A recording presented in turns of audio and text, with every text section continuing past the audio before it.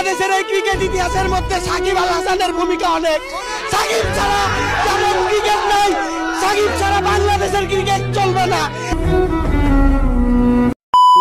Hey guys, আসসালামু আলাইকুম। সবাই কেমন আছেন? আশা করি সবাই ভালো আছেন। অবশ্যই কোনো হারি তো মজা না, বড় হোক আর ছোট, হার তো হারি। এখন হারতে কার ভালো লাগে বলেন? আমরা অনেক আশা নিয়ে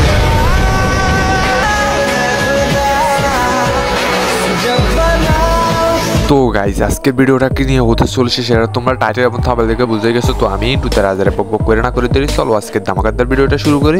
সময় কম, শুরু করো। আজকে পাকিস্তানের বিপক্ষে বাংলাদেশের ওয়া যদি আমার এক্সরে নামায় দেন যায় ভাই, নির্ঘাত বাংলাদেশ টিম ফাইনালে যাইবো গা। কারণ আমার এক্স একটা পাক্কা খেলোয়াড় আছিল, বুঝছেন? আরে মারে নামায় দিলে পাকিস্তানি প্লেয়ারে যে এমনি ওরে কাঁপবো, এমনি ও একটা পাক্কা খেলোয়াড়, নির্ঘাত জিতবো ভাই। ওরে নামায় দেওয়া উচিত, ওর খেলা দেখতে চাই আবার। তো গাইজ, আপনারা যারা টিকিট খেলা দেখেন তারা তো অবশ্যই জানেন যে বাংলাদেশ আবারও হেরে গেছে। তো এটা নিয়ে ওমর ভাই কি বলছে দেখেন। কোনো মতে কি এআই দিয়ে বাংলাদেশে দিতে দেন না ডেন্সি, এছাড়া উপায় নাই। এআই দিয়ে দিতেন যায়, তাহলে এআই দিয়ে দিতে দেন। বাংলাদেশই একমাত্র দল যাদের খেলার রেজাল্ট খেলার আগেই বলে দেওয়া যায়। যেমন কালকে রাত্রে খেলা হয়েছে বাংলাদেশ আর শ্রীলঙ্কার, আমি তো খেলা না দেখে ঘুমিয়ে গেছি, কারণ আমি জানতাম বাংলাদেশ হারবো। ওমর ভাই যে কথাগুলো বলছে, আসলে কথাগুলো কিন্তু সত্যিই বলছে, কথাগুলো কিন্তু আসলেই বাস্তব। সাকিব কি জিনিস এমন বুঝছোস, মুশফিক কি জিনিস এমন বুঝছোস, মাহমুদুল্লাহ কি জিনিস এমন বুঝছোস, তামিম কি জিনিস এমন বুঝছোস, মাশরাফি কি জিনিস এমন বুঝছোস, রুবেল হোসেন কি জিনিস এমন বুঝছোস, বুঝছোস? বহুত তো টল করছো সবাই, ঠিক আছে?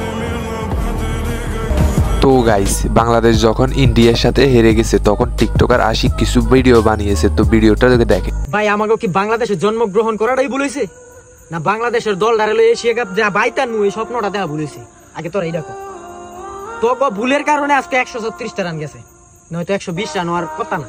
যে খেলা খেলছস, বোলিং ভালো করছস, আঙ্গ মনটা জয় করে নিয়েছস পুরো 18 কোটি মানুষের, কিন্তু ব্যাটিং এ নাইমা এই ডাক মারাটা কবে ছাড়বি? যেই খেলা খেলছস আজকে বাঙালি, তোদের এই খেলা দেখতে যে টি-20 এশিয়া কাপ হয়ে গেছে দলটা, এটাই বিশ্বাস হইতেছে না। বাংলাদেশ যে টি-20 খেলার যোগ্য এটা মনে হইতেছে না। পুরা বাংলাদেশটা আজকে হতাশ করে লাগছে, পুরা বাংলাদেশটা চক্ষু পানি আইতেছে কিন্তু ভরতাছে না, মনে কষ্ট হইতেছে কিন্তু কেউ প্রকাশ করতে পারতেছে না। আজকে এমন খেলা খেলছো। আসলে কালকে ইন্ডিয়ার সাথে যখন বাংলাদেশ হেরে গেছে, লাখ লাখ মানুষ এইভাবে হতাশ হয়ে গেছে, দুঃখ পেয়েছে মনে। মানে জাকির আলী তুই ক্যাপ্টেন বলে বাঙ্গির পুত, তুই সংবাদ সম্মেলনে আসি বলতেছ যে বলে ছক্কা মারতে হবে, বিষয়টা এরকম না। ম্যাচের মোমেন্ট বুঝি আমরা রান বাইর করি। এই বাঙ্গির পুত 9 বল খাই, তুই 4 রান লই, তারপরে তুই এটা নি ম্যাচের কি মোমেন্ট বাইর করছিস কেন? ম্যাচের মোমেন্ট এটা বাইর করছিস। নুরুল হাসান সুবহানাল্লাহ এত সিল্লা পাল্লা কইলাম, তুই 21টা বল খাই 16 রান লইছস। এর সঙ্গের ব্যাটিং দিনই তোরা কি ফাইনাল খেলবি? ওদের ন্যূনতম যোগ্যতা আছে। Are you really playing cricket? মানে আমরা ক্রিকেট খেলতেছি, মানে এটা ক্রিকেট খেলা করে। তো গাইস, এই হলো বাংলাদেশের টিকিট খেলার অবস্থা, যেটা আপনারা দেখতে পাইছেন। আজকে স্বপ্ন দেখছে বাংলাদেশ যে বাংলাদেশ ফাইনাল খেলবো, ইন্ডিয়ার সাথে ফাইনাল হারুক তাতে আফসোস নাই, ইন্ডিয়ার সাথে বারবার হারে লাগ তাতেও আফসোস নাই, কিন্তু ফাইনাল যে খেলবো এই স্বপ্নটা যতদিন লাগে দেখাইছস, এই স্বপ্নটা ভাঙ্গে দেওয়ার এতটা আশা বাংলাদেশের সমর্থকরা করে না। যাই হোক, বাংলাদেশের দল হারালে স্বপ্ন দেখাটা ভুল, আর ভবিষ্যতে স্বপ্ন দেখতাম না। তো গাইস, এই হলো বাংলাদেশের টিকিটের অবস্থা। তো যাই হোক গাইস, ভিডিওটা এই পর্যন্ত। ভিডিওটি কেমন লাগলো? ভিডিওটি ভালো লাগলে একটা লাইক করে দিবেন, চ্যানেলটি সাবস্ক্রাইব করে দিবেন। দেখা হচ্ছে নেক্সট ভিডিওতে। আল্লাহ হাফেজ। ধূমপান থেকে দূরে থাকবেন, সকল খারাপ কাজ থেকে দূরে থাকবেন, নামাজ পড়বেন, হযরত মুহাম্মদ সাল্লাল্লাহু আলাইহি ওয়াসাল্লামের দেখানো পথকে অনুসরণ করবেন। আমিন।